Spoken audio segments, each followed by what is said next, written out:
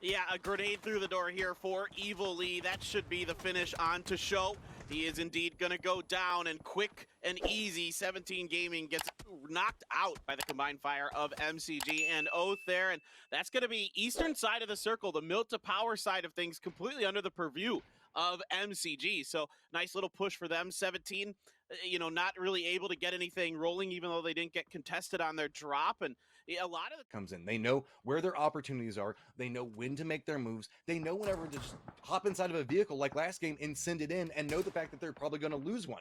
They're comfortable in their decisions, and they're comfortable in their risks as they move forward. It's just a great job as the IGL navigates a lot of very difficult situations, and it's not always flashy, but it's always rewarding points, and that's how they're getting into this section that they're at. Presently sitting and give him the opportunity to work with, slowly moving his way down into it. He has to go so far. 17 seeing if maybe they can connect on something. Just getting a couple of shots could be the pivotal moment for him, but instead gonna take the damage themselves. Slow walking, seeing if maybe the smokes could dissipate. Give him the opportunity, but there is so much vision denial inside of this, but just the tap shots coming out, still connecting into 17's last member.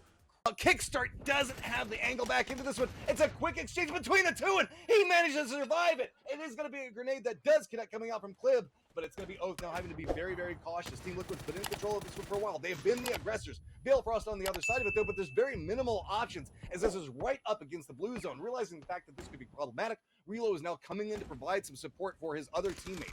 Liquid has to be very cautious as they step up, and there you go. Snakers manages to get the angle onto it, finishes it out. Life a living hell for BBL, trying to get up on the road, trying to get out of this map, but I don't know where they're going to go. There's not much left. I mean, there's rocks. That's about it.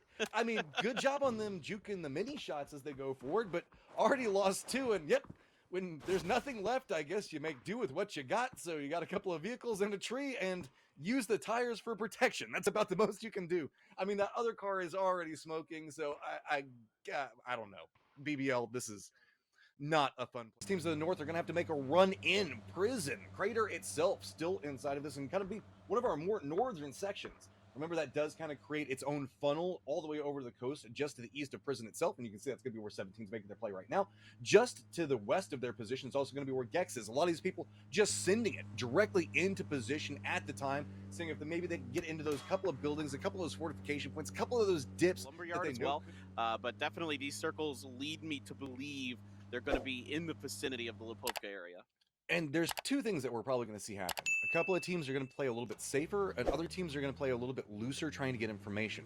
That's the nature of the beast whenever we're looking at these ranked decision games. Since we have the groups that are constantly shifting around, you have a day to make adjustments to a whole new set of teams, whole new set of secondary drops, and it makes it a little bit more difficult to kind of like have similar in skill level. There's no real outlier for Ghibli, and if that can come together for them, maybe they can make it far.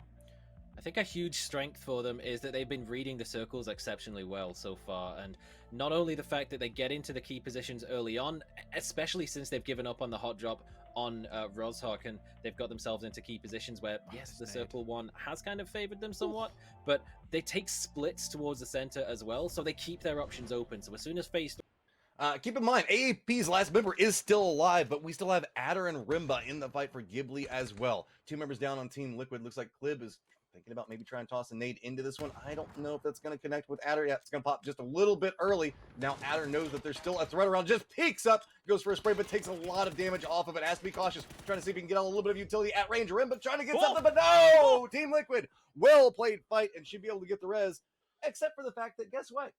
The last member of 17 hears something going on, wants to be involved. Last member of AAP definitely doesn't want to be involved.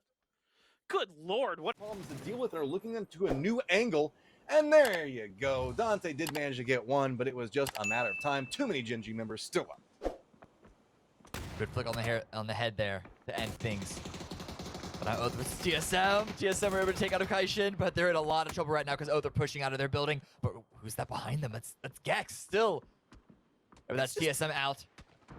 It's just take one down, pass it around right now. Every single time somebody gets a knock, somebody else knocks them. And anybody that was trying to approach into this is just having a ton of trouble.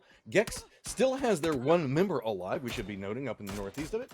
Vision, and does manage to take down Dante. It's going to be Cobra that has the knock onto that one. Fate's going to stop, but, I mean, This is the little bit of action that we do see that's going on right now. A little bit of a press coming down from the other side as well, but a doozy.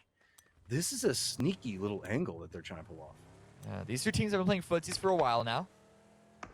Sort of approaching the circle, same angles, but a doozy here. He's going to be in a strong position, trying to punish. But Urin has his number, was ready for it.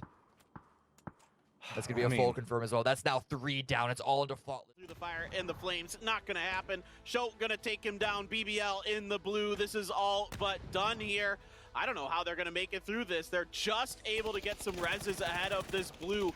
17 starting to run out of throwables, but I say that and Show does get a frag onto another member here. Xiaobei gonna push on for this team. A lot of teams are gonna be coming from the west, so you'd rather get east if possible.